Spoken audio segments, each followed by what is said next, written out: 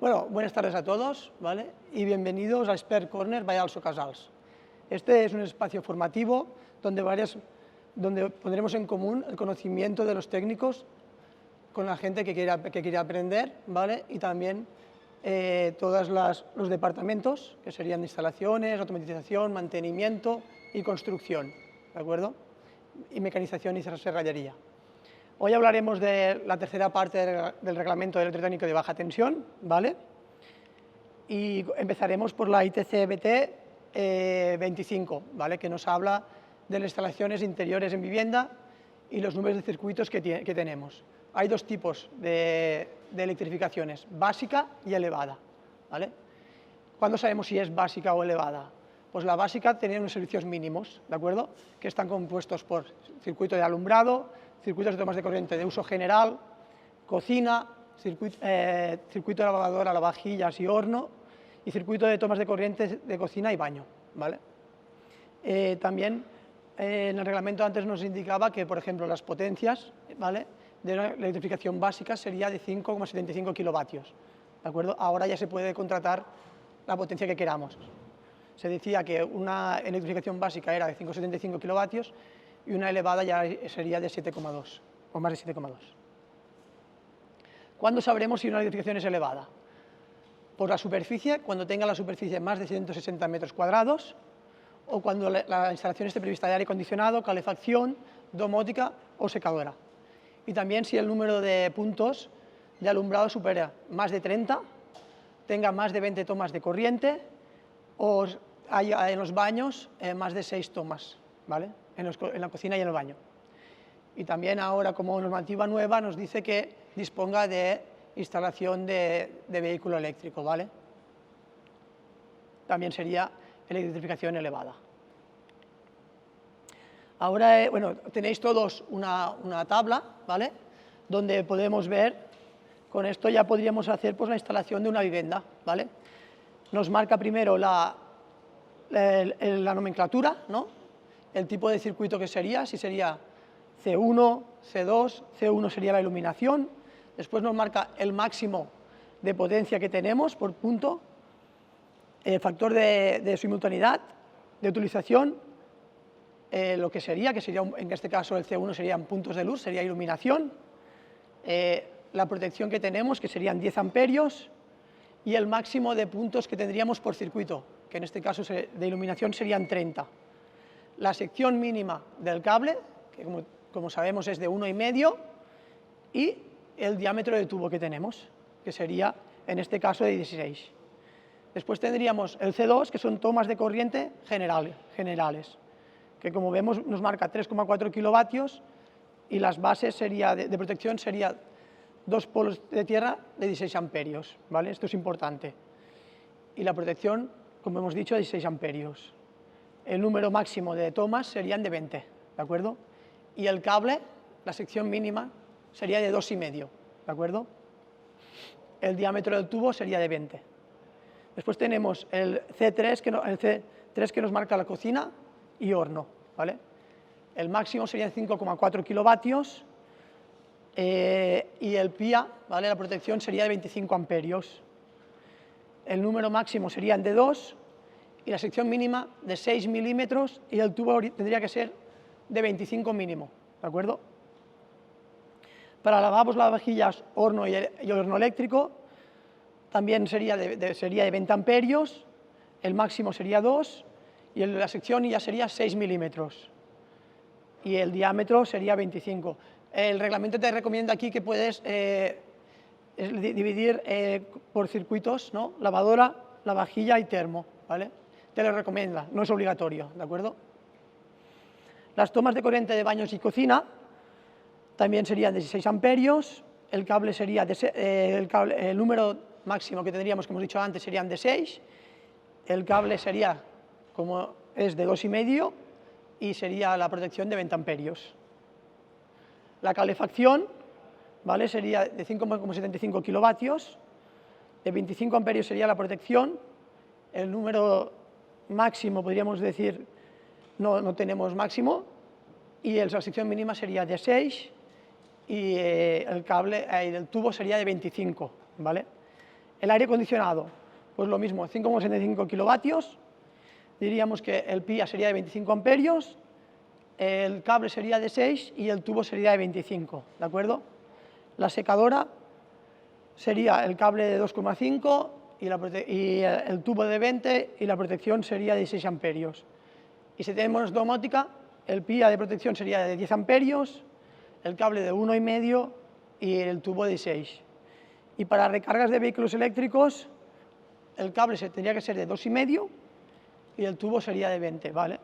Ahora, con esto, por ejemplo, en Moporsi, ¿vale? En los pisos que le llamamos nosotros de GUS, ¿alguien me podría decir, por ejemplo, si tenemos enchufes arriba del pedrís, de qué circuito irían?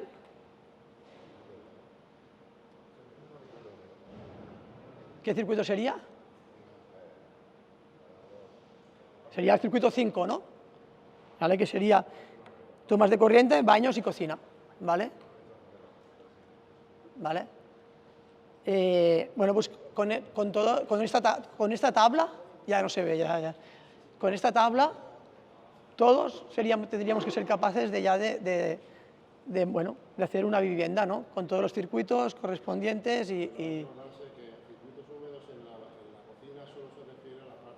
la parte de arriba. Lo pone aquí, ¿eh?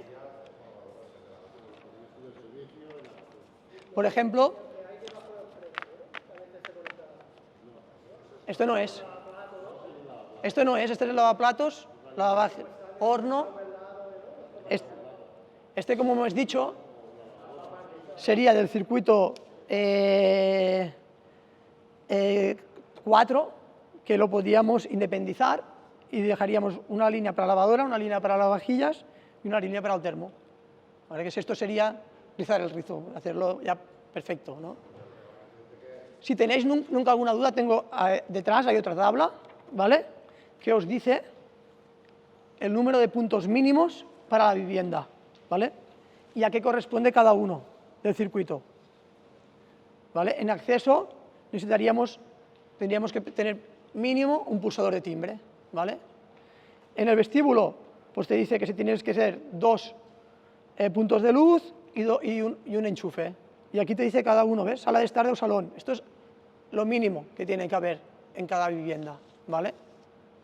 Sí, pregunta. Los dormitorios que antiguamente estábamos con enchufes de cabecera iban con línea de luz, en vez de línea de enchufes. Ahora, ¿cómo se queda esto? Porque yo me lo encuentro en el hotel. De la interpretación del instructor. Sí. Claro, si es lámpara de mesita, va como iluminación, porque son muy pequeños, son de poca intensidad.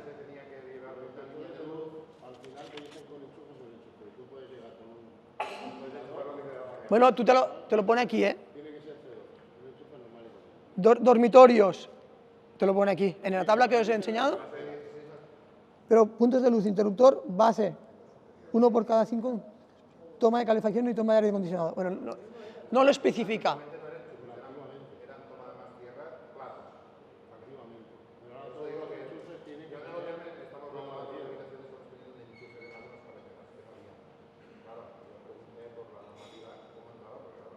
No, en el reglamento tampoco te lo especifica, por lo que veo. Correcto.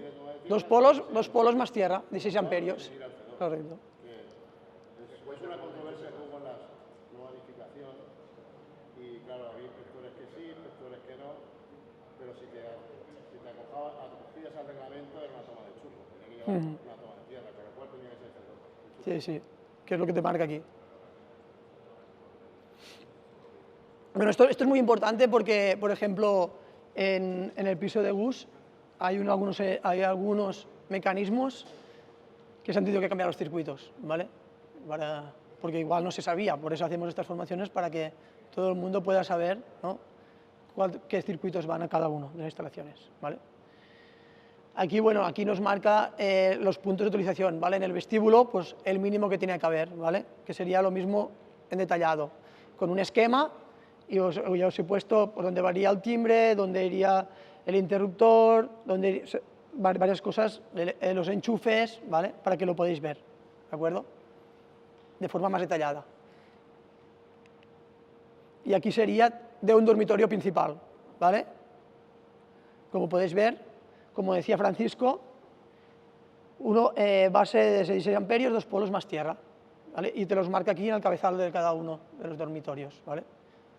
Esto es lo que tú preguntabas, ¿no, Cárdenas? Luego acordaros que cuando hay una toma de televisión, la norma te dice que tienen que haber 3 enchufes. Esos 3 enchufes en concreto cuentan como uno, no como 3. Es la única excepción que te permite. Aquí te lo pone, ¿eh? Toma telefónica cuentan como uno, que tienen los Es la única excepción que os deja el reglamento hacer. En una televisión pues suelen haber 3 enchufes y te lo cuentan como uno. Cuando tú cuentas el número de enchufes, eso el máximo son 20, ese cuenta como uno. Es la única excepción que hay. Bueno, claro, sería toma telefónica, si no sería toma de RJ45, que sería toma de red, ¿vale? El reglamento. Vale, y ahora pasaremos a la ITC 26. Bueno, las prescripciones de la ITC BT26 son complementarias a la ITC 19, que ya se comentó en la formación anterior, y se aplican a las instalaciones interiores de viviendas, locales comerciales, oficinas.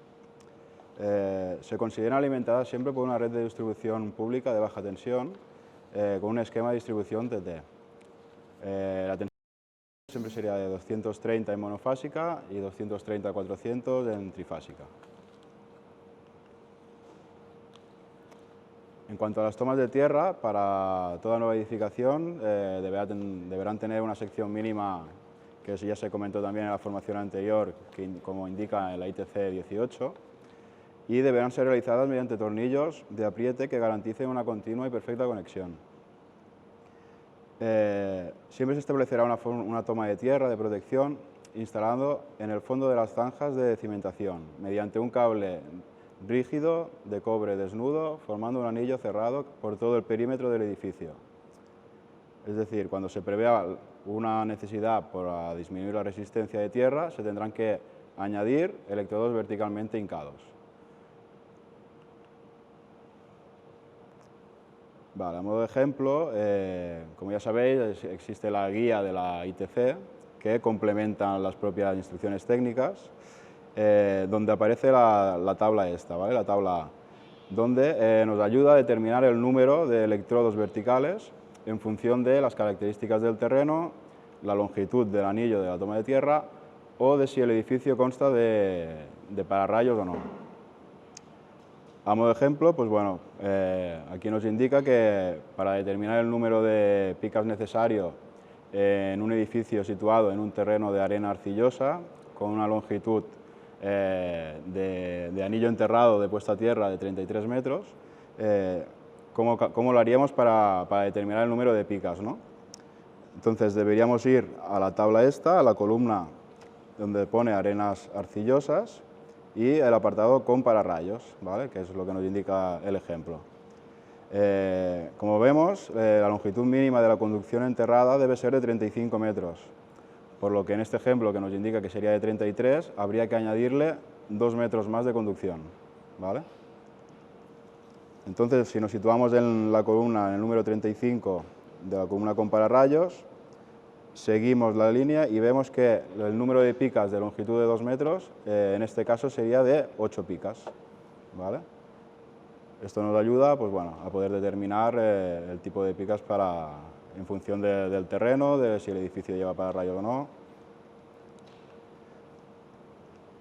En cuanto a los conductores, bueno, nos especifica que no se puede utilizar un mismo conductor de neutro para varios circuitos, y que todo conductor se debe poder seccionar en cualquier punto, de forma que se permita la separación completa de este circuito del resto de la instalación, ¿vale?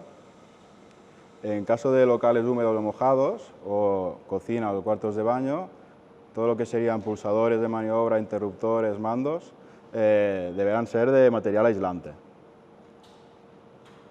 Y su instalación, si es de empotrada, se deberá realizar mediante cajas especiales para empotramiento, que cuando éstas sean metálicas deberán estar aisladas interiormente, o si no, se deberán poner a tierra.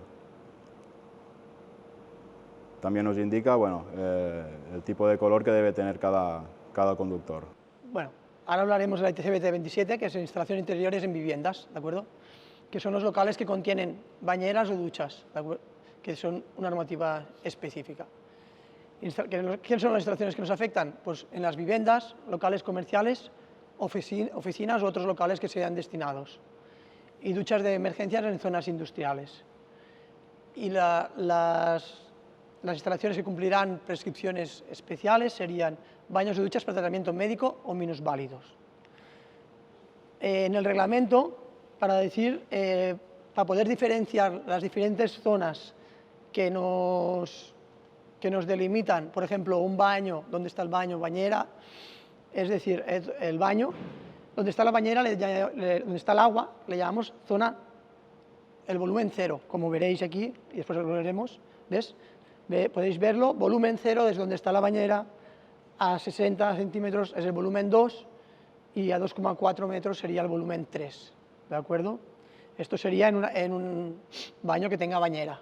También podemos tener plato de ducha, ¿vale?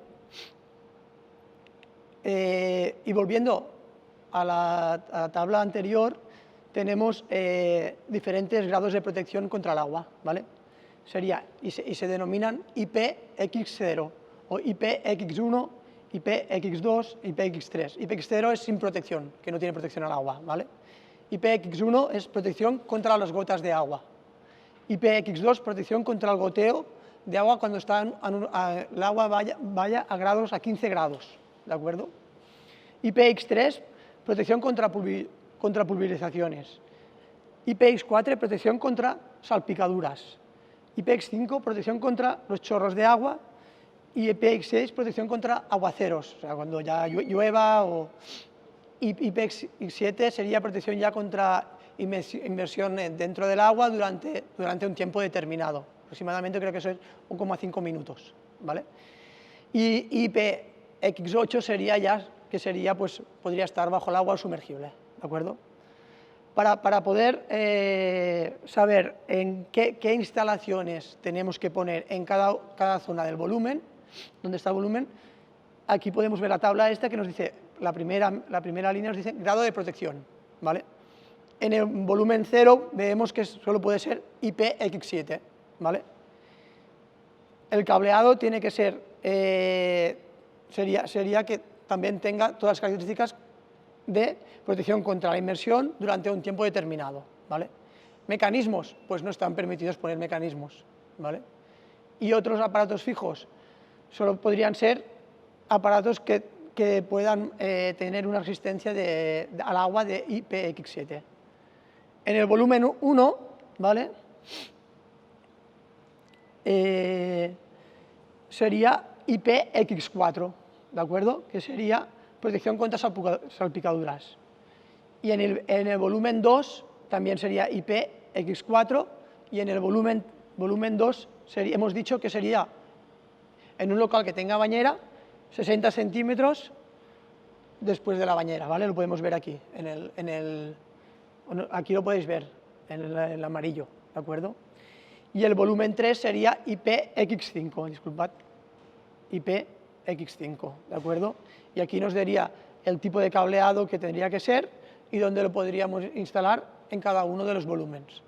Para ello tenemos locales con bañera, locales con ducha y sin plato, locales con una cabina prefabricado, ¿vale? Que como podéis ver el volumen 2 es más pequeño y el volumen 3 es mucho más grande. Y en una ducha sin plato, pues el volumen 1 sería la zona del plato de ducha, el volumen 2 a 60 y a 2,4, sería parecido a lo de la bañera, ¿vale? Vale, y aquí nos dice cuando los locales contengan una bañera para cómo instalar los receptores, es decir, en el volumen 3 podemos tener un enchufe, en el volumen 2 no, y en el volumen 1 tampoco, y en el volumen 0 tampoco. Domótica, pues podemos tener en volumen 3, en volumen 2 y en volumen 1, pero no en volumen 0.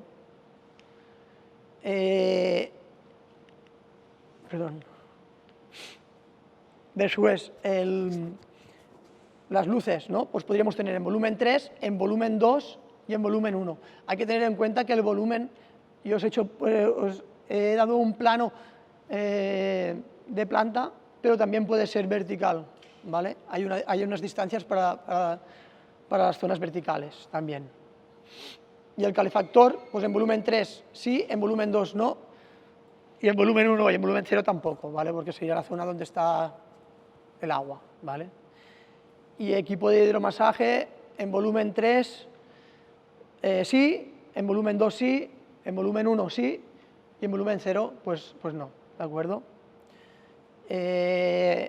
Cosas importantes, esto de los volúmenes saldrá aquí, que sale en tema de locales con bañera, y también nos saldrá después en el tema de piscinas y fuentes, ¿vale? Y el reglamento lo trata así, es decir, todo va con volúmenes, dependiendo del volumen, podemos poner unas instalaciones o no podemos poner un tipo de instalaciones o otro tipo de instalación.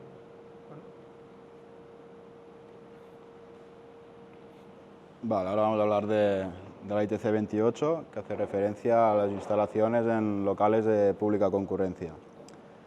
Primero que nada empieza definiendo qué es un local de pública concurrencia, que es aquel que alberga una actividad o una reunión de personas. El reglamento los clasifica o por uso o por aforo.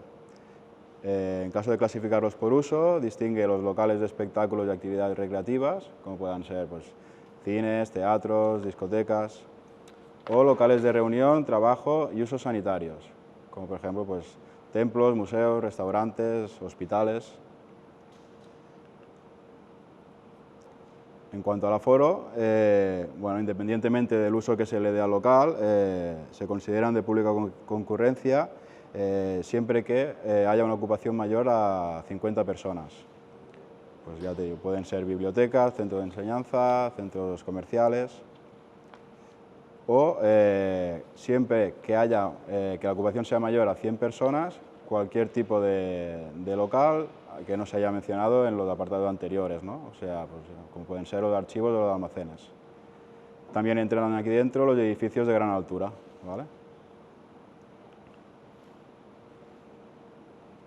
La ITC 28 regula el alumbrado de emergencia en este tipo de locales porque requiere una iluminación adecuada durante eventos críticos, como pueden ser pues, cortes de energía o evacuaciones. El reglamento establece un umbral de tensión mínimo del 70%. ¿Qué quiere decir? Que cuando la tensión cae por debajo de este nivel, se debe de poner en funcionamiento una fuente de alimentación, ¿vale? Externa para garantizar la seguridad. Esta fuente pues, debe ser segura y fiable para los servicios de seguridad de estos locales. Que estos servicios de seguridad serían el alumbrado de emergencia, el sistema contra incendio, los ascensores y los servicios de urgencia indispensables. El alumbrado de emergencia es la parte de alumbrado diseñado para evitar el pánico y proporcionar una iluminación ambiente adecuada cuando se produce un fallo de la alimentación principal. Se distinguen dos tipos de alumbrado de emergencia, alumbrado de seguridad y alumbrado de reemplazamiento. El de seguridad garantizaría la seguridad de las personas cuando se esté evacuando una zona. Debe entrar en funcionamiento automáticamente cuando baje la tensión del 70% y serán fijos y estarán alimentados por fuentes propias de energía. En cambio, el alumbrado de reemplazamiento tiene que garantizar la visibilidad inmediata en caso de corte de energía y deberá permitir la continuidad de una actividad normal. Este uso, por ejemplo, puede ser en hospitales. Otro uso sería en quirófanos, pero bueno, en la última actualización ya hay una ITC, que es la 38, que habla específicamente del tema de los quirófanos y salas de intervención. En cuanto al alumbrado de seguridad, puede ser de tres tipos también. Puede ser de evacuación, que es el que facilita la identificación de las rutas de evacuación. Tiene que proporcionar una iluminación horizontal de al menos 1 lux y se debe situar donde estén los equipos de protección contra incendios y cuadros de alumbrado y tener una iluminancia mínima de 5 luxes. La duración mínima de funcionamiento de este tipo de alumbrado tendrá que ser de 1 hora. En cuanto al alumbrado ambiente o antipánico, es el que proporciona la iluminación para reconocer las rutas de evacuación. Será de al menos 0,5 luxes hasta 1 metro de altura, que es el caso que se ve aquí en la imagen, ¿no?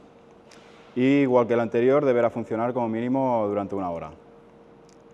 Y el alumbrado en zonas de alto riesgo es el que garantiza la finalización de una actividad o en un entorno peligroso, como puede ser en un hospital.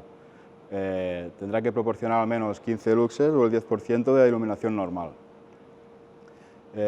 Este no tiene una duración mínima, pero tendrá que ser la suficiente para poder acabar la actividad que se esté llevando a cabo. El alumbrado de emergencia se tendrá que situar, como hemos dicho antes, pues bueno, en salidas de emergencia, en cambios de dirección que haya durante la ruta de evacuación del local, en puestos de primeros auxilios o de extinción de incendios, en las intersecciones de pasillos, en cambios de nivel, donde estén situados también los cuadros de distribución del alumbrado, y en las escaleras, que se deberá iluminar cada tramo de la escalera, ¿vale? En cuanto a las fuentes de alimentación, tendrán que ser propias y no se pueden ver afectadas por la alimentación principal, como pueden ser pues, generadores diésel o sistemas de baterías. Estos sistemas se deberán instalar en un lugar fijo y que solo sea accesible para personal cualificado. En cuanto al cuadro general de mando y protección, el reglamento nos indica que se deberá situar lo más próximo posible a la entrada de la derivación individual. No podrá tener acceso al público y se deberá rotular cada circuito indicando su uso, ¿vale? Como vemos aquí en la imagen. Y en cuanto al tema de las canalizaciones, pues bueno, se permiten tres tipos de canalizaciones: empotrada, superficial o en canal de obra. La empotrada se deberá instalar principalmente en zonas accesibles al público, con un cable de tensión mínima de 450 a 750 voltios. La canalización superficial se deberá evitar instalar en zonas accesibles al público, ¿vale? Y el cable deberá ser armado con una tensión mínima de 0,6-1 kilovoltio. Y en cuanto a la canalización en canal de obra, los materiales del hueco de la construcción tendrán que tener una resistencia al fuego mínima de 120, con un cable de tensión mínima de también 450 a 750 voltios. En cualquier caso, todos los tubos y canaletas deberán ser no propagadores de llama. Bueno, ahora pasaremos a hablar de las instalaciones eléctricas de los locales con riesgo de incendio y explosión, ¿vale? El reglamento en esta ITCBT es bastante genérico, ¿vale? Y no entra en específico con la normativa de ATEX, que sería la normativa del Real Decreto 400/1196, ¿vale? Y te dice que el campo de aplicación son los emplazamientos que se fabriquen o poseen y manipulen, traten, utilicen o almacenen sustancias sólidas, líquidas o gaseosas, ¿vale? Susceptibles de inflamarse, degradarse o explosionar, ¿vale? Nosotros hemos hecho varias instalaciones ATEX. La más grande que hicimos fue en la Rosera de Amposta, ¿vale? Que fue toda instalación ATEX, ¿vale? Que son los equipos, son de normativa específica, ¿vale? El cable es armado y bueno, tiene toda una normativa que la normativa la podemos ver aquí, ¿vale? Hoy no entraremos en detalle, pero podemos ver, ¿vale? Dependiendo, sería zona 20, se clasifican diferentes. Si es con polvo, sería zona 20, 21, 22, ¿vale? Y dependiendo del grado de riesgo que haya de que sea de explosión, ¿vale? De explosionar, es 20, 21 o 22. Y después está lo que decíamos con sustancias gaseosas, como puede ser gasolina, gasoil, que son zona 0, 1 o 2, ¿vale? Aquí podemos ver que en cada una de las listas veríamos y sabríamos exactamente el equipo que necesitamos para cada tipo de instalación, ¿vale? Esto, bueno, es una normativa específica que le llaman normativa ATEX y que se podría hacer una formación de eso, ¿vale? el reglamento no entra en eso, sino que se queda ya más con las categorías de los aparatos, ¿no? Como te decía, en atmósferas de gas, zona 0, 1 y 2. Categoría 1 serían los aparatos que sean de un nivel de protección muy alto, categoría 2 de un nivel de protección alto y categoría 3 un nivel de protección normal, ¿de acuerdo? También siempre te dice que tienen que tener cada equipo de estos de ATEX tiene que tener la declaración de conformidad, ¿vale? Que es conforme el fabricante, que aquí he puesto un ejemplo, conforme este equipo es ATEX. Cuando es ATEX siempre lleva esto, ¿vale? Bombas, motores, todo, ¿vale? Incluso en los cuadros, cuando es categoría ATEX, los cuadros se hacen específicos. Dependiendo del nivel de restrictivo que sea, si es 20, 21, 22 o 0, 1 y 2, ¿vale? Que te lo pones siempre en el equipo. Dependiendo de eso, puede ser más restrictivo o menos restrictivo, ¿vale? Por ejemplo, cuando es zona 20 sería poco riesgo, ¿vale? Solo pues puede ser donde almacenan, por ejemplo, en una arrocera donde almacenan el arroz en polvo, el arroz, cuando genera aquel polvo es explosivo. Por ejemplo, en Kronospan, las cintas, ¿no? De serrín, cuando generan el polvo, aquel polvo es explosivo, ¿vale? Sería zona ATEX. Por eso han instalado, o instalamos nosotros, unos pulverizadores para reducir el nivel de polvo, y entonces aquella zona pasada a no ser ATEX, ¿vale? Ismael lo sabe bien porque lo he instalado todo en Spraying System, Ismael. Instalamos todo una serie de pulverizadores en la zona de las cintas, toda, ¿vale? Bueno, aquí he puesto un poco clases de clase 1, ¿no? Que serían gases, vapores o nieblas, que sería lo que hemos dicho antes, zona 0, se clasifican por zona 0, 1 y 2. Y aquí he puesto algunos ejemplos, como puede ser trasvase de líquidos volátiles, garajes y talleres, cabinas de pintura, secadores con disolventes, extracción de gases y aceites y depósito de líquidos inflamables, ¿vale? Y otros ejemplos que también, lavanderías, tintorerías y salas de gas o depósitos de gas y gasoil. Clase 2, ¿vale? Esto es lo que decíamos del polvo, ¿de acuerdo? Comprende el polvo inflamable y puede ser, lo que decíamos, zona 20, 21 o 22. Dependiendo de la zona, si es más, tiene más riesgo de ser inflamable o menos. ¿Qué puede ser? Pues zonas con granos y derivados, pues lo que hablamos de arrocerías, ¿vale? Pulverización de carbón, carpinterías, pues el polvo del serrín es inflamable, lo que hablamos en Kronospan. Industrias químicas y farmacéuticas.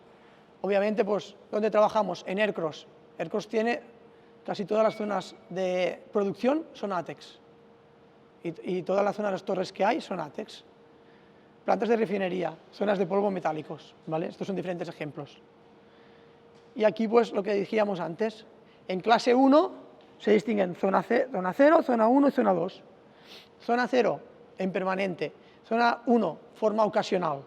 Y zona 2, espacios en tiempos muy breves. Y he puesto un pequeño ejemplo de unos depósitos de gasoil, ¿vale? Donde podemos ver que el rojo sería zona 0, ¿vale?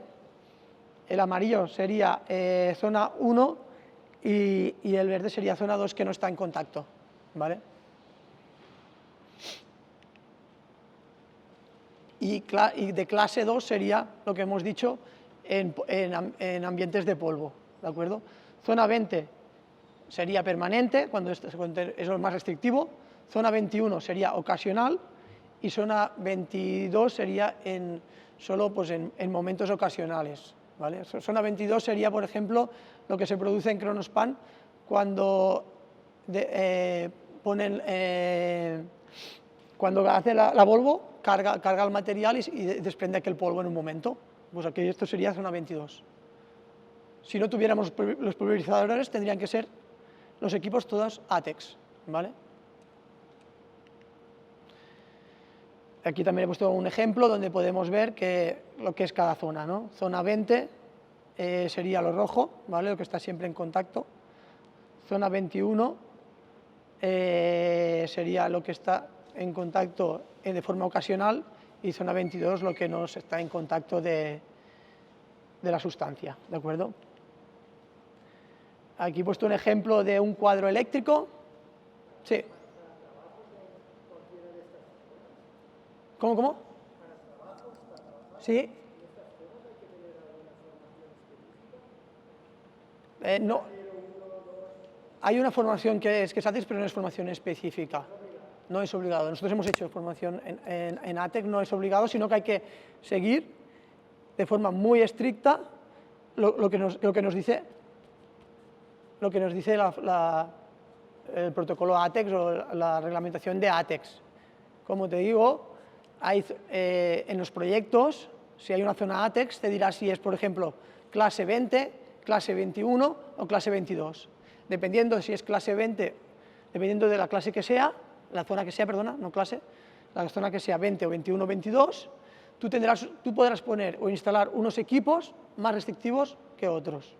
Es decir, lo que decíamos, si es zona 20, por ejemplo, los equipos no tienen que ser tan restrictivos, o sea, es decir, no tendría que ser, porque zona 22, perdona, que ahora me he liado yo, zona 20 hemos dicho que es permanente siempre, ¿no? Es decir, pues tendría que ser lo más restrictivo posible, ¿vale? Esto ya hay proveedores que se dedican a eso, ¿vale? Proveedores que se dedican solo a hacer normativa equipos ATEX, ¿vale? Si es 21, pues tendría que ser menos restrictivo. Y si es 22, pues todavía menos restrictivo, ¿vale? Por ejemplo, en Aircross es zona 20, ¿vale? Es lo más restrictivo, que sería lo que te he puesto, que sería el cuadro este que hay aquí, ¿vale? Que se hace en fábrica y tiene que ser dentro, aparte de estanco, está al vacío, ¿vale? No se puede abrir, ¿de acuerdo? Igual que los enchufes tienen que siempre estar conectados, no se puede desconectar. Esto hemos hecho nosotros en instalaciones ATEX, varias, ¿eh? También en depuradoras hay zonas ATEX, por el tema de los gases. Como visto, muchos motores son ATEX, si lo veis, ¿vale? ¿Y dónde nos dice el campo de aplicación? Pues la ITC BT29 de instalaciones y la RD 1996, que son la normativa que hemos dicho ATEX, ¿vale? ¿Dónde nos aplicaría? Pues instalaciones no eléctricas, instalaciones que alimenten con tensiones superiores de 1000 voltios o en corriente alterna 1500 voltios en corriente continua. Todo equipo excluido de la normativa ATEX y todo equipo o instalación o material que esté sujeto a un reglamento específico, ¿vale?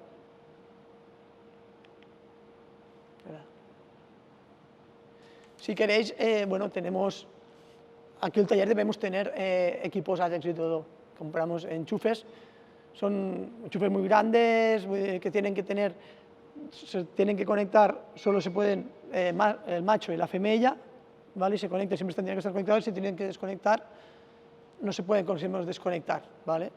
Porque entonces dejaríamos de ser ATEX. Pero el proyecto siempre te lo dice, ¿eh? Si hay una normativa ATEX, te dice, por ejemplo, de todo el proyecto dice, pues esta zona es ATEX, y hay que hacer la instalación con normativa ATEX. Y la manera de saber cada cada equipo cómo sería en esta tabla, ¿vale? Que ahora no entraremos, pero, ¿ves? 2G, X, H, todo esto te dice lo restrictivo que es, ¿vale? Esto podemos hablar. Vale, pues bueno, yo voy a empezar a hablar de la ITC BT30, que habla sobre las instalaciones en locales con características especiales, ¿vale? El reglamento define una serie de tipos de locales que tienen, pues bueno, pues por sus características deben tener una instalación especial. El primero serían locales húmedos, que son aquellos cuyas condiciones ambientales se manifiestan, según el reglamento, momentánea o permanentemente como condensación o moho en techos o paredes, ¿vale? Como podemos ver en las imágenes. Para este tipo de locales, las canalizaciones, aparamentas y los receptores de alumbrado deberán ser con un grado de protección a la caída vertical de gotas de agua, IPX1. En locales mojados, que son aquellos en que puedan estar impregnados de humedad o donde, aunque sea temporalmente, haya vaho o gotas de agua gruesas, ya sea debido a la condensación por el tipo de trabajo que se realiza en el interior, ¿no?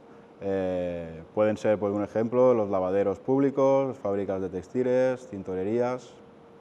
En este tipo de locales, pues bueno, las canalizaciones de aparamenta y los receptores de alumbrado deberán tener un grado superior a los locales húmedos, que en este caso debe ser contra las proyecciones de agua, que sería el IPX4. Otro tipo de locales sería con riesgo de corrosión, ya que existen gases o vapores que, pues bueno, por sus condiciones pueden atacar a los materiales eléctricos. Pueden ser pues, fábricas o depósitos de productos químicos y en este caso pues, bueno, se tendrá que cumplir las prescripciones que se indicaban en las instalaciones de locales mojados.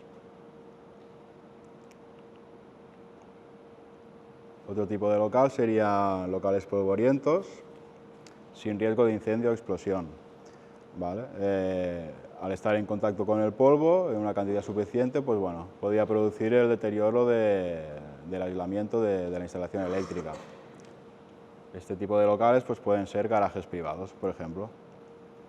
En este caso, pues bueno, el grado de protección mínimo sería contra el polvo, que sería el IP5X, ¿vale?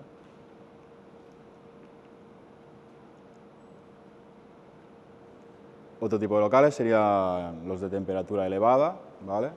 Que se consideran aquellos en que se sobrepasa frecuentemente los 40 grados o permanentemente los 35.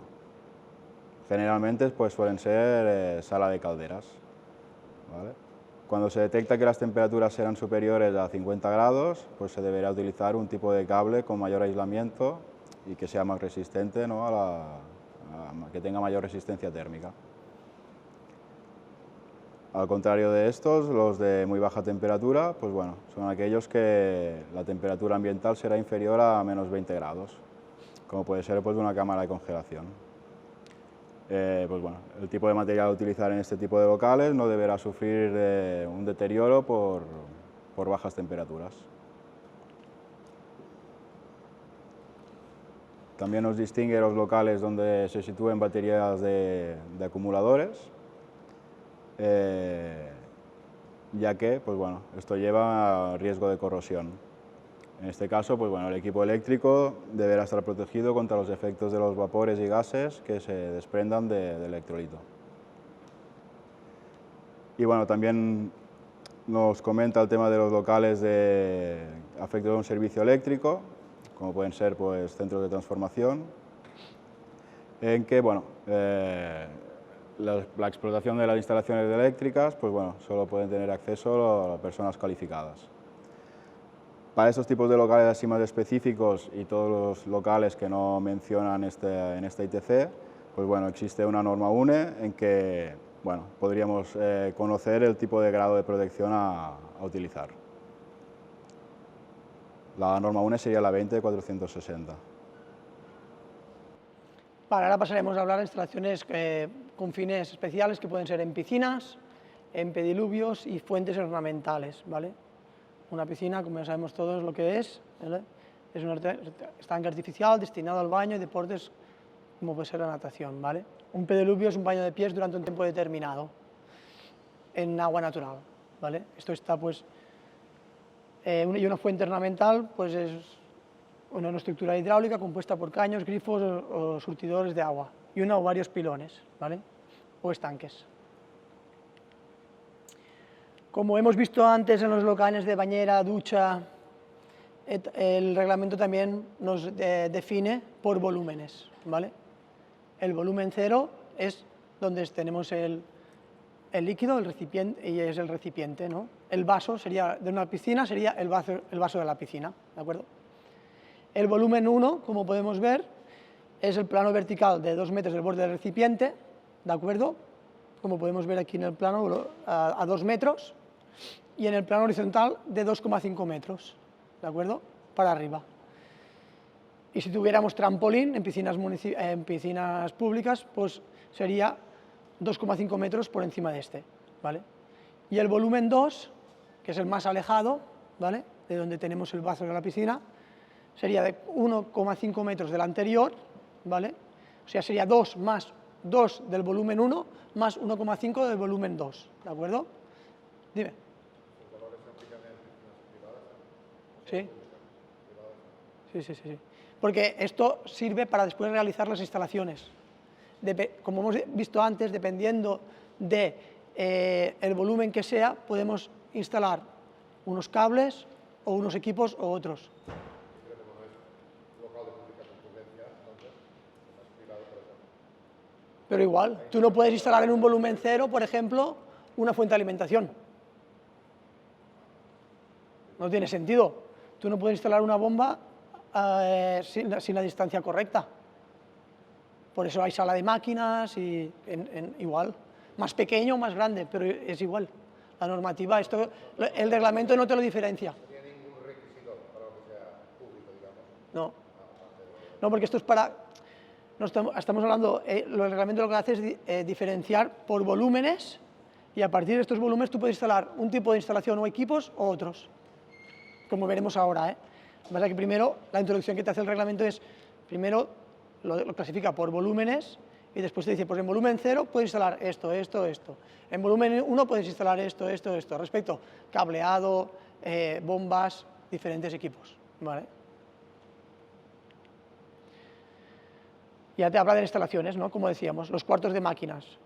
Los cuartos de máquinas, que son los que tienen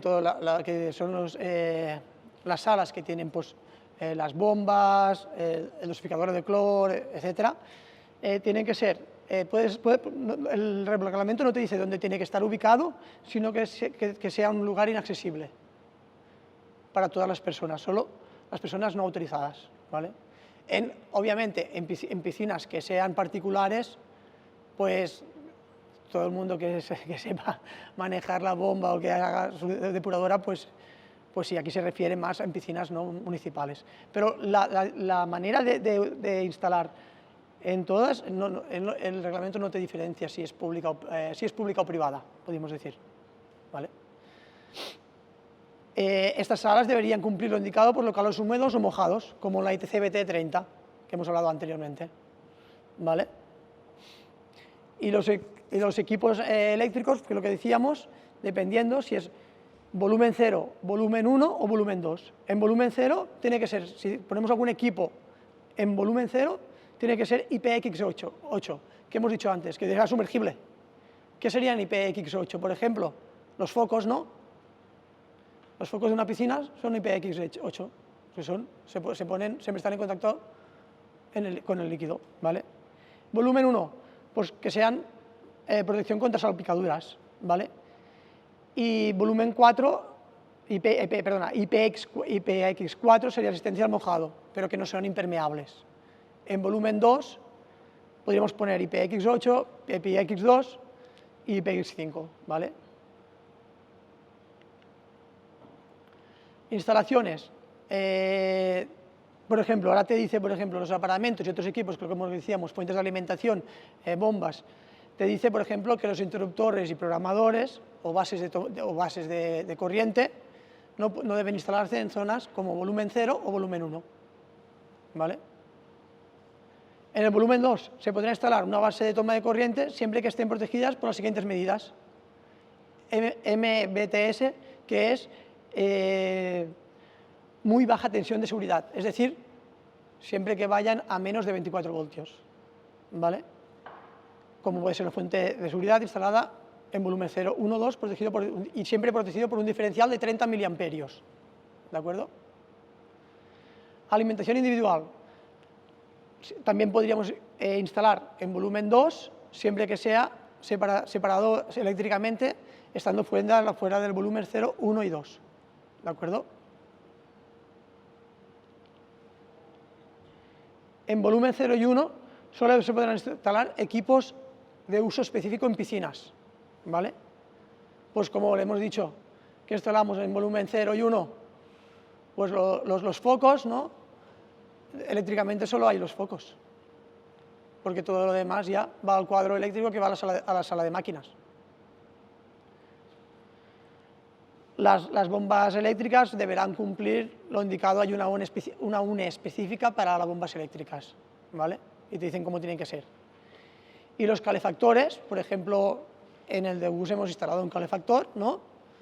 Que está apartado de la instalación, pero te dice que estarán protegidos por una tensión de baja de seguridad muy alta, estando la fuente de seguridad instalada fuera de los volúmenes 0, 1 y 2. O sea que 0, 1 y 2 fuera de estos volúmenes sería la sala de máquinas, ¿no? Que es donde está el cuadro eléctrico.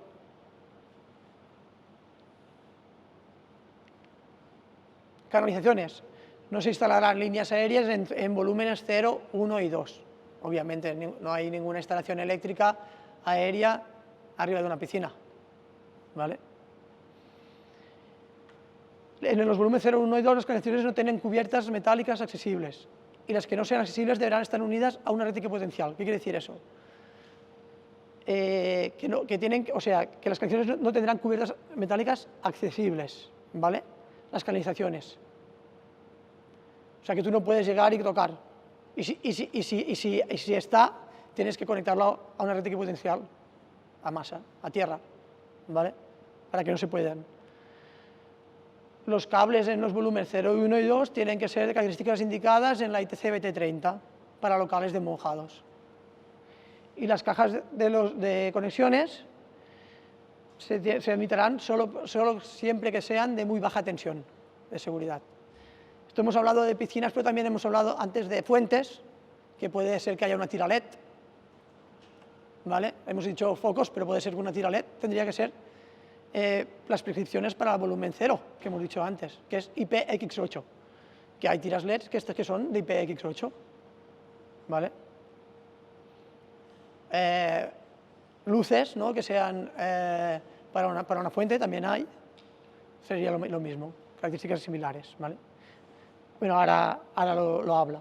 Las luminarias por el uso de agua, contacto de agua, deben cumplir con la normativa UNE 60.598/218, ¿vale? Que son específicas. Y las luminarias colocadas bajo las hornacinas o huecos detrás, que serían las luminarias, los focos de piscina típicos, tendrían que cumplir la UNE en 65.5.98, ¿vale? Bueno, esto ya hay unas UNEs específicas para eso. Como tú lo vas a comprar, eso nosotros tampoco nos influye porque no fabricamos. Como nosotros vamos a comprar, ya compramos equipos que estén fabricados respecto a la UNE que sea, ¿de acuerdo?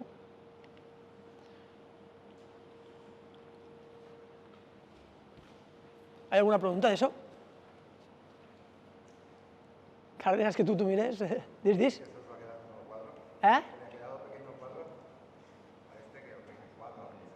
Ah. Vale, pues bueno, vamos a hablar de la ITC 32, que habla de las instalaciones de máquinas de elevación y transporte. Nos indica los requisitos específicos para instalaciones de equipos eléctricos que se utilizan en grúas, ascensores, puentes grúa, cintas transportadoras, escaleras mecánicas, etc.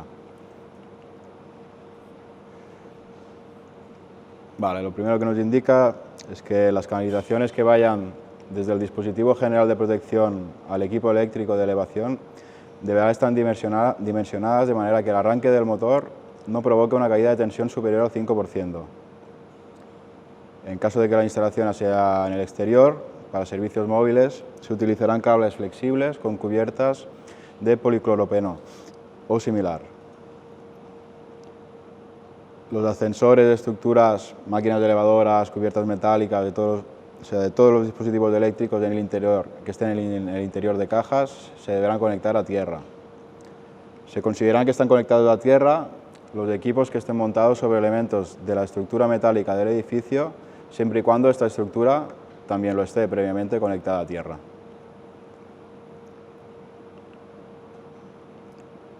En cuanto a las protecciones, bueno, como podemos ver en la imagen, este sería un puente grúa. Los sistemas de colectores, cables, vías de rodadura deberán estar encerrados o alejados, de forma de que cualquiera que pueda tener acceso a la zona tenga una protección frente al contacto directo con las partes que hay en tensión. Contra sobreintensidades, o sea, los accionadores de los frenos mecánicos de este tipo de dispositivos, la protección contra sobreintensidades tendrá que producir la desconexión de los accionadores del movimiento, ¿vale? También nos indica que los dispositivos que protegen contra la temperatura excesiva no se pueden considerar como una protección, ¿vale?, contra una corriente de cortocircuito, ¿vale? Deberá ser independiente. Vale, este tipo de instalaciones, pues bueno, se deben hacer mantenimientos o reparaciones, por lo que, bueno, debe tener una protección para el corte por mantenimiento mecánico. Las instalaciones eléctricas deben estar equipadas con un interruptor de desconexión que permita que quede desconectada durante el mantenimiento o reparación e impedir toda la puesta en tensión imprevista, ¿vale? Serían los típicos mandos que hay, por ejemplo, en un techo de un ascensor para cuando se hace el mantenimiento. También, bueno, cada grúa, aparato de elevación o transporte deberá tener uno o más mecanismos de parada de emergencia en todos los puestos de mando de movimiento, ¿vale? Este paro de emergencia con una sola acción debe provocar el corte total de la alimentación. Y los conductores de protección no deben transportar corriente en ningún caso, ¿vale?, cuando esté funcionando normalmente. ¿Tienen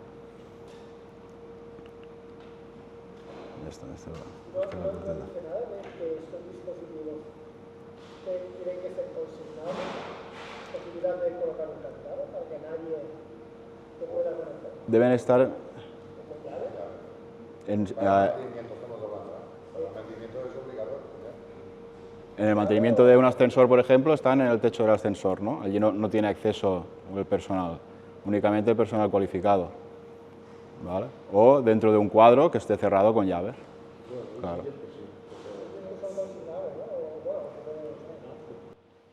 Pero esto debe ser ya entiendo que no debe ser el reglamento de baja tensión, sino de la normativa específica de máquinas te debe, no lo sé exactamente porque no puedo, pero entiendo que debe ser la normativa específica de máquinas de quien debe salir ahí donde tiene que ser consignable. No sé si el reglamento te dice exactamente que tú tienes que consignar un interruptor o una protección magnetotérmica.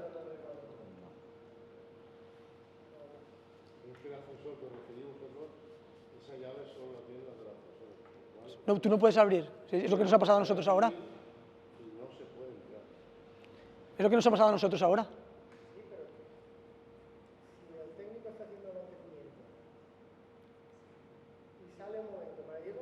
Tiene que cerrar. Es obligatorio eso. Cuando manipula una de las puertas, abre con su llave especial y manipula ese aparato que has visto ahí, lo tiene encima de la cabina o cada X metros tiene uno de preparo. Hombre, Eso lo puede manipular el que ha abierto la puerta, no tú. Ahora en el bus, en los pisos de bus, por ejemplo, nos dijeron, sácate el agua del foso, ¿no? Y nosotros no teníamos la llave. Pues nos tuvieron que dejar una llave específica, ellos, para poder nosotros abrir la puerta. ¿Se fabricó una llave de triángulo? Es una llave de triángulo. No, pero es específica, no es de triángulo. Sí. Bueno, se fabricó una y eso no se diría aquí, pero nos dijeron el truco para poder abrir. Desde abajo se levanta la pestañita y se abre la puerta de abajo. Bueno, esto es lo que me dijo el del ascensor. Se fabricó una llave específica, abrí la puerta y metimos la. Pero estaba enganchada de abajo. ¿La podéis abrir? Vale, pues, no, pues perfecto, pues está. Pues mira. Pues bueno, puedes llamar a Francisco que te fabrique una llave para que puedas acceder a los ascensores, a todos los ascensores, ¿vale? Sí, sí. la ferretería. Pero es universal, creo, para todo tipo de ascensores. Sí, sí, es universal. Bueno, ahora hablaremos de instalaciones con fines especiales, ¿vale? Provisionales o temporales, ¿vale? Lo que puede ser un provisional de obra, ¿vale? Aquí no lo he puesto, pero bueno, lo primero que se tiene que hacer para pedir un provisional de obra es hacer un boletín con la potencia que tú vas a contratar, ¿vale? Sería un boletín eléctrico igual que lo que hablamos en la primera formación, pero con la especificación que tiene que ser para provisional de obra, ¿de acuerdo? Y Endesa te daría la aceptación para el provisional para poder poner el provisional en la obra, ¿de acuerdo? ¿Dónde se podría realizar los provisionales de obra? Pues en construcción de nuevos edificios, en modificaciones, pues como lo que nosotros hablábamos ahora en el bloque de pisos, que hemos hecho una modificación que no lo hemos pedido, pero lo habríamos podido pedir, en trabajos públicos, excavaciones y trabajos, bueno, y trabajos similares, ¿vale? Campo de aplicaciones de las instalaciones, pues las partes de los edificios que pueden sufrir modificaciones, ampliaciones o reparaciones. ¿Cómo? Bueno, es que hay una ETC que te habla de las después viene y te hablará específicamente de las ferias, como puede ser. Pues está separado. Es la ITCBT 30, si no me falla la memoria, es la ITCBT 34, que habla, es después, y nos habla de... No, pero yo trabajo en Endesa y los veranos era conectar. Claro, las ferias tienen... Un provisional de obras pides, lo único que te piden es el tiempo. Sí. Días que vas a estar. Sí, te piden pues una semana o 2 semanas lo que vas a estar y entonces te dan potencia para un cierto tiempo. Correcto. Bueno, aquí también hay, bueno, nosotros tenemos aquí, por ejemplo, cajas de provisionales de obra ya hechas, que solo es ir ahí y montar, incluso que sean movibles, ahora lo veremos, ¿eh? Nos estamos avanzando un poco a la... ¿Vale? ¿Ves? Por ejemplo, la del medio, te la puedes llevar, ¿vale? Incluso te podrías, si tenías 2 obras, pues puedes tenerla primero en una obra y después en otra obra, ¿vale? Bueno, no, en Kronospan ens vam subministrar con grupos electrógenos. Sí, pero que se alimentaban de los grupos electrógenos. No tuvimos un provisional de obras. Teníamos que tener, pero Endesa tardó 8 meses y por eso vino todo lo que ellos no tenían previsto de poner grupos electrógenos para cada uno de los proveedores. Y acabamos poniendo, pues no sé, 70 grupos electrógenos que hacíamos cada día la reposición de gasoil o de gasolina, pero fue por eso, pero no era un provisional de obras como tal, no nos dieron un provisional de obras como tal. Fuera de equipo, fue el grupo electrógeno que alimentaba unos cuadros que hicimos nosotros, pues una quincena o así, y de estos se alimentaban las grúas, se alimentaban todo tipo de maquinaria, ¿vale? Bueno, también te dice que tienes que tener, pues, en el provisional de obras una tierra, ¿vale? Tiene que estar conectado a tierra, ¿de acuerdo? Aunque que sea. Dime. Claro. La máquina para soldar llaves, la máquina para soldar tierras, en tierras que hemos hablado antes de cimentación.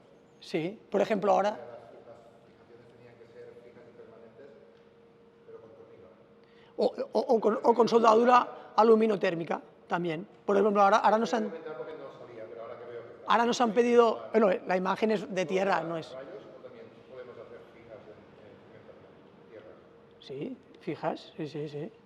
Por ejemplo, ahora nos han pedido un trabajo de soldar, van a hacer una nave industrial, y nos han pedido un trabajo de hacer soldadura aluminotérmica, ¿vale? En Uidecona creo que es. Hay una herramienta específica para soldar que nosotros la tenemos. No. Bueno, sí, es esta, perdona. Es esta que sale en la imagen, perdona, sí.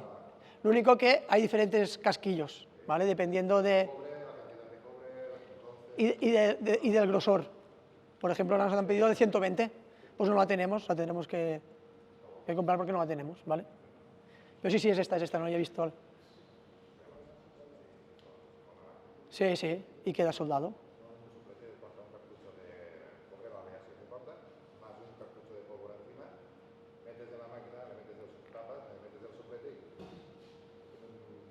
Sí, correcto. Suelda, hace una suelda.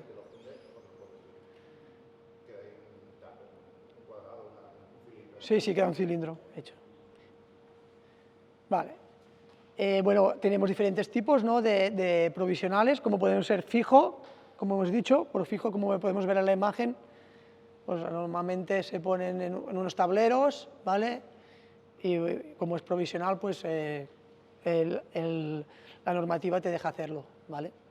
Puede ser que sea pues conjuntos de obra transportables, como los que tenemos aquí, siempre que cumplan una normativa, que es la UNE 64339, ¿vale? Y tienen que cumplir esta normativa, ¿de acuerdo? La alimentación, pues todas las alimentaciones, aunque sean provisionales, tienen que estar identificadas, ¿no?, con pues cada protección lo que es, ¿de acuerdo? Aquí podemos ver pues una que es fija y también se pueden alimentar, lo que decía pues antes Adam, grupo electrógeno, ¿vale? O sea, doble, es decir, alimentada por grupo electrógeno y alimentada por un provisional, ¿vale? De que te puede dar suministro Endesa, ¿de acuerdo? Siempre que cumplan estas protecciones que pone aquí abajo, ¿de acuerdo? Que lo pongo abajo. Interruptor automático de enclavamiento mecánico o conmutador manual o automático, ¿vale? Porque no podemos estar suministrando la misma obra de dos puntos iguales, tienen que estar siempre separados, ¿vale? Aquí nos enseñan también otro cuadro, ¿no?, pues donde se ven las protecciones, magnetotérmico, diferencial, los diferentes tipos de enchufe, trifásicos, monofásicos y otros circuitos de seguridad, ¿no? Pues contra choques eléctricos, las medidas generales de protección contra los choques eléctricos serán indicadas en la ETC PT24, ¿vale? Y contra contactos directos, pues tienen que ser envolventes, conjuntos interruptores diferenciales o domésticos, interruptores diferenciales que sean industriales, y cada uno te dice la normativa, ¿no?, que tiene que cumplir, que es lo que decimos lo mismo. Todos los interruptores diferenciales ya cumplen la normativa UNE específica porque ya son los fabricantes, ¿de acuerdo? Y contra contactos directos serían diferenciales domésticos, industriales, fusibles y bloques de conexión, ¿de acuerdo? Cada uno también te diría la norma UNE que cumpla. Esto, la verdad que como ya nosotros compramos directamente el equipo, no nos tenemos que, ¿sabes?, encargar de si cumple la norma UNE o no cumple la norma UNE. Como dijéramos, ya tiene el certificado antes, ¿vale? Lo que sí que nos recuerda que tiene que tener una intensidad máxima de 300 miliamperios, ¿vale? Eso sí que es importante. Los diferenciales no podríamos tener una intensidad, por ejemplo, de 500, ¿no?, que en una industria sí que se puede. En temas de provisionales de obra, no, ¿vale? Es por tema de seguridad, más que nada. Reglas comunes. Todos los conjuntos de herramientas empleados en las instalaciones de obras deben cumplir instrucciones de la UNE. 60439-4, esto es lo mismo al final. Y los bornes te dice que también tienen que seguir la norma UNE, las bases de toma de corriente y las bases de toma de corriente doméstico e industriales. Canalizaciones. En caso de cables enterrados, se seguirán la ETC BT 20 y la 21, ¿vale? Que nos habla de los cables, ¿no? Es de las instalaciones enterradas, ¿vale?, que ya explicamos en la primera formación, si os acordáis, ¿vale? Y el grado de protección mínima tiene que ser resistencia a la compresión y resistencia al impacto, ¿no? Muy fuerte y muy fuerte a la compresión, ¿de acuerdo? ¿Por qué? Porque si le das un golpe no se pueden romper a la primera. ¿Por qué? Porque no están dentro de ninguna sala, siempre están a vistas y están siempre sujetas a golpes, ¿vale? Y los cables eléctricos que tienen que emplear en las acometidas tienen que ser de una tensión asignada mínima de 450/750 voltios, ¿de acuerdo? ¿Alguna pregunta?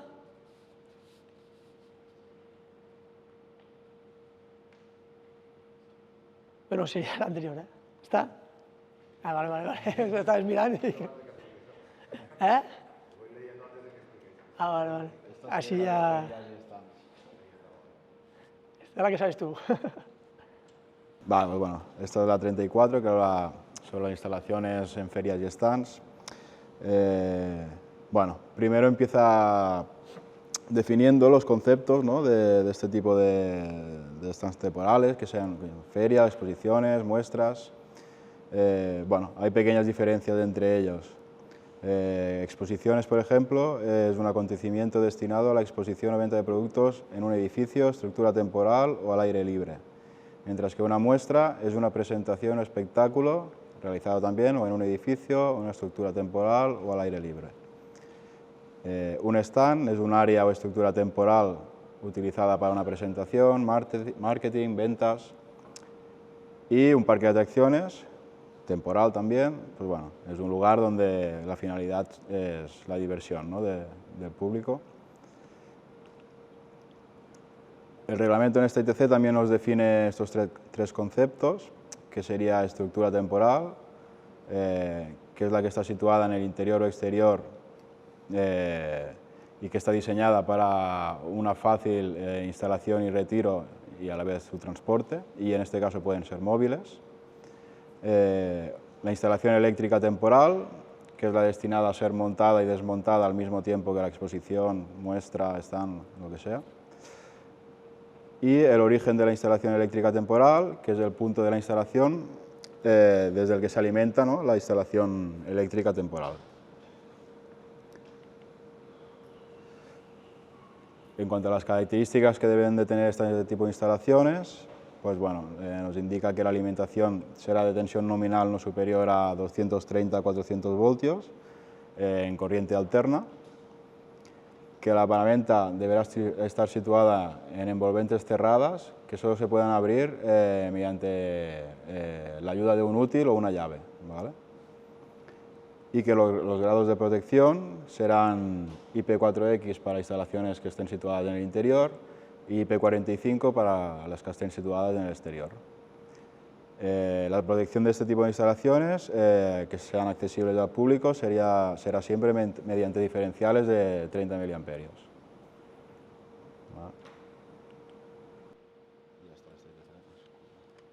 Ahora hablaremos de las instalaciones con fines especiales, ¿de acuerdo? Como pueden ser establecimientos agrícolas o hortícolas. También entrarían aquí la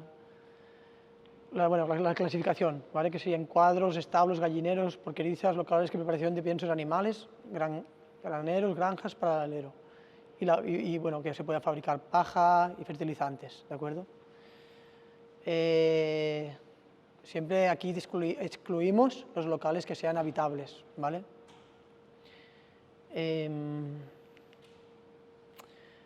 La protección contra los choques eléctricos, ¿no?, puede ser con un diferencial de 30 miliamperios para circuitos o tomas de corriente de 32 amperios, ¿vale? Un diferencial de 100 miliamperios para circuitos de tomas de corriente de 32 amperios y diferencial de 300 miliamperios para todos los otros circuitos, ¿de acuerdo? Donde se exija una mejor continuidad del servicio se recomienda, ¿vale?, menor de 300 miliamperios, ¿de acuerdo? Y que sea tipo S o retardado, ¿de acuerdo? O superinmunizado. ¿Por qué? Porque como estamos hablando a veces, por ejemplo, en granjas o que hay animales, pues no pueden saltar de forma usual el diferencial o las protecciones, porque podrían quedar los animales sin ventilación, y si quedan sin ventilación, como sabemos todos, tenemos un problema. Hay que ir corriendo, porque se podrían morir, ¿vale? Como pueden ser clientes que tenemos, pues, o el Porsi con los cerdos, o Avigan, o varios clientes que tenemos, ¿vale?, con animales. Todos sabemos que si salta las protecciones, tenemos que correr, ¿vale? Protección contra choques eléctricos. Pues tiene que haber una conexión equipotencial suplementaria, ¿vale?, en los emprendimientos previstos para animales. Una conexión suplementaria debe unir todas las partes de conductores accesibles y todos los elementos conductores externos que pueden ser tocados por un animal. Por ejemplo, en las granjas de cerdos, ¿vale?, todas las vallas que están en contacto con los animales están conectadas a tierra. Todas, ¿vale? Es obligatorio. Nosotros ahora no hemos hecho, hace tiempo hacíamos granjas y es obligatorio conectar todas las estructuras que tengan contacto con animales. Sí. Sí, sí, es obligatorio. Aunque no esté conectada eléctricamente. Realmente tú una valla no la conectas eléctricamente. Sí. Sí, sí. En presencia de materiales corrosivos, lecherías o establos, los equipos deben estar protegidos de forma apropiada. Inaccesibles para el ganado y inevitablemente accesibles evitarán todo daño ocasionado. Minimizar el riesgo de lesiones para el ganado. Vale, esto quiere decir que, por ejemplo, que no haya ninguna, que no se pueda, por ejemplo, que en el animal no se pueda hacer daño, ¿vale? Que no haya ningún equipo que pueda producir daño al animal dentro de los establos. Esto también es una cosa que se tiene mucho en cuenta a la hora de fabricar los equipos, ¿vale? Que no haya ninguna punta, que no sea, ¿sabes? Que no es... Y las formas de corriente deben estar alejadas del material combustible. Y tiene que ser una IP44. Canalizaciones. Por ejemplo, las luces o las líneas aéreas tienen que estar alejadas de la zona de animales. En este caso son vacas, pero los cedros igual, ¿vale? Y tienen que ser, como os he dicho, IP44. Y, por ejemplo, si montamos una instalación eléctrica, ponemos bandeja, la bandeja no puede, por ejemplo, la tapa de la bandeja no puede estar cerca de los animales porque no se pueden producir daños. Es decir, que es lo que te dice aquí, ¿vale? Frente a los daños mecánicos, ¿vale? O sea, no podría igual poner bandeja metálica que sea con puntas, sino que se tendría que proteger y bien, siempre que esté cerca de los animales. Y las líneas aéreas deberán ser aisladas de 0,6 1 kilovoltio, ¿vale? Esto que decías ahora me ha venido a la cabeza, no lo he puesto como ejemplo, pero ¿cómo se llama? En la granja que tenemos en Uitecona, ahora no me acuerdo el nombre, en Imporva, pasó un rayo que quemó todo, ¿vale? Pero este rayo entró dentro del establo metálico, de las barreras, de las vallas metálicas, entró el rayo, ¿vale? Y quemó los cerdos, 4 o 5. Y dices, ¿cómo? Y menos mal que estaban conectados a la tierra. Sí, sí, esto lo cubrió el seguro. Pero bastantes, ¿eh?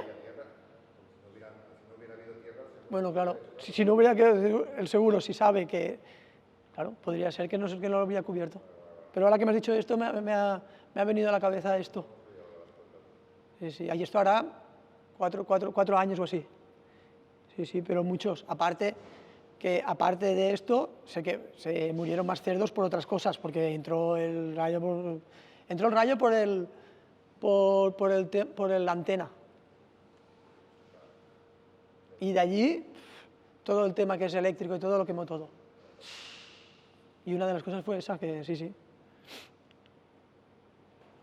Puesta a tierra. Los conductores deben estar protegidos contra daños mecánicos y de corrosión, y se elegirán con el fin de evitar cualquier efecto electrolítico. Como ejemplo, los siguientes materiales.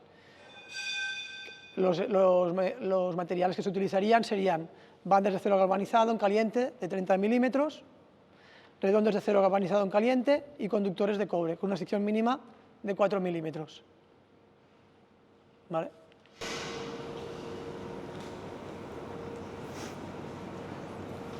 Vale, ahora vamos a hablar de la ITC 36, que habla de las instalaciones a muy baja tensión.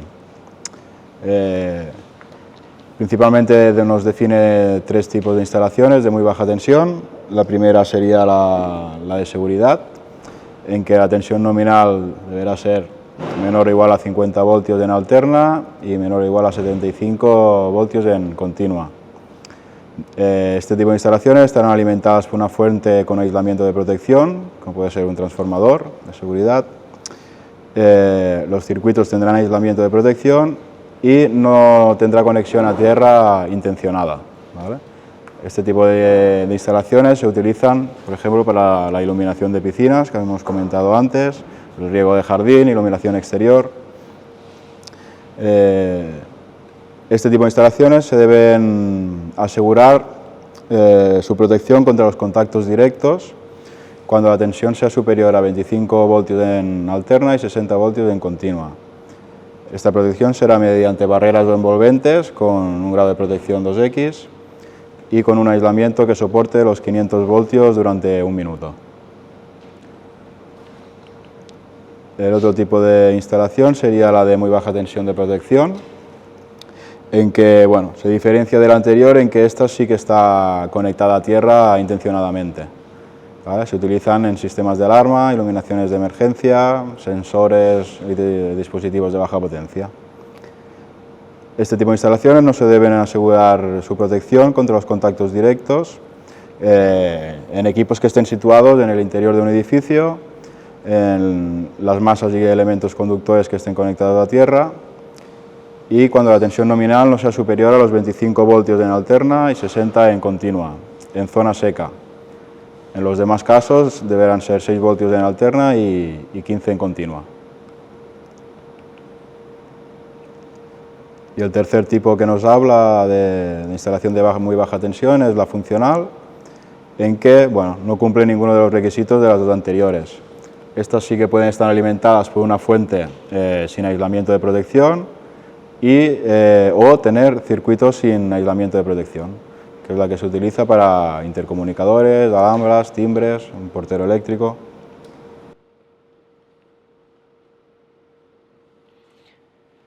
Ahora hablaremos de la ITC-BT 37, que son instalaciones de atenciones especiales, ¿de acuerdo? El reglamento habla muy poco de